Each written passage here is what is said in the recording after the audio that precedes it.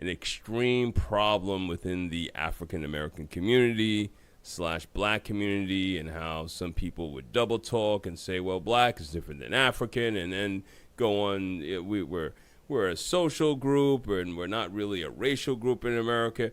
All this nonsense.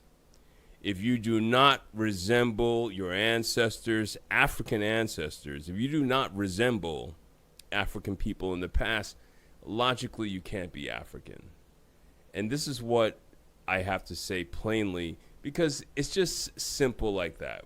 There's no reason to make it complicated, because as you complicate it, people try to nuance things and they try to include people because their feelings are supposed to trump facts.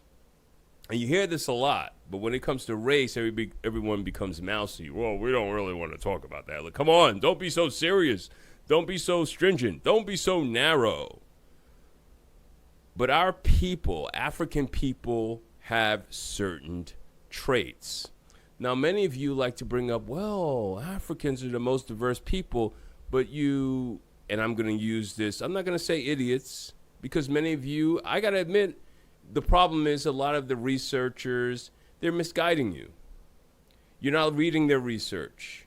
You don't know what they mean by diversity.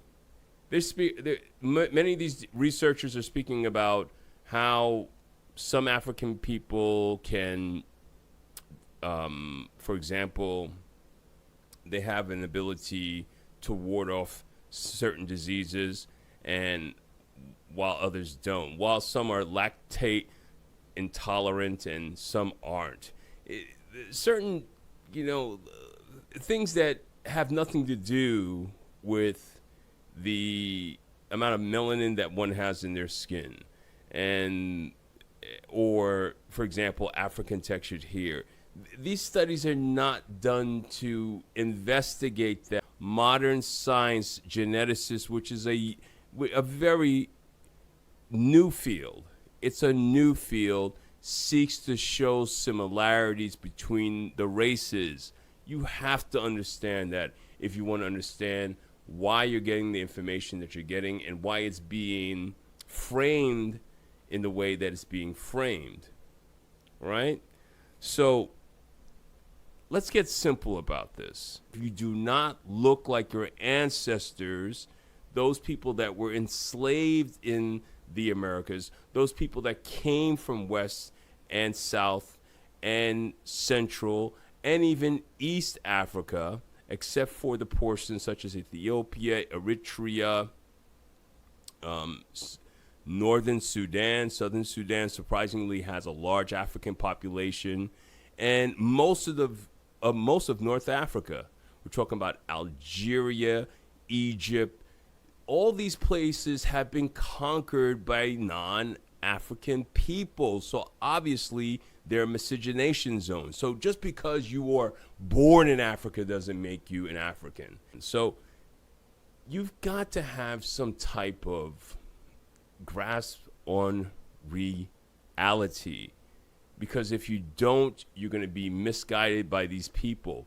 Now, a lot of people are emotionally, because they're color struck, because they have been systematically conditioned by white people to believe that their skin is ugly, that lighter shades of skin are attractive. The same problem and issues are within the subcontinent of India. The same problem is there as well. And they are not black people, keep in mind as well. But we're talking about people that have African textured hair and brown to black skin. These are distinct features that really illuminate who is an African person. So the question is, why is this so prevalent within the black male community? Why so many are in denial? Why are so many on this whole black Israelite idea that the man determines the race, which is nonsensical? The man determines the sex of the child because women have two X chromosomes. The male has an X and a Y. So obviously he determines who what the sex of the child is, but he doesn't determine the race. The race is a combination of both the mother and the father. I mean, this is simple biology. And if your mother is not a authentic African person, then she can't have offspring that are African children. They're going to be multiracial. They're going to be hybrid children. So why is it so hard to really to accept? Because a lot of them, it's reaction formation. They're in denial. They know what they're doing is wrong. They know it. They know what they're doing is wrong.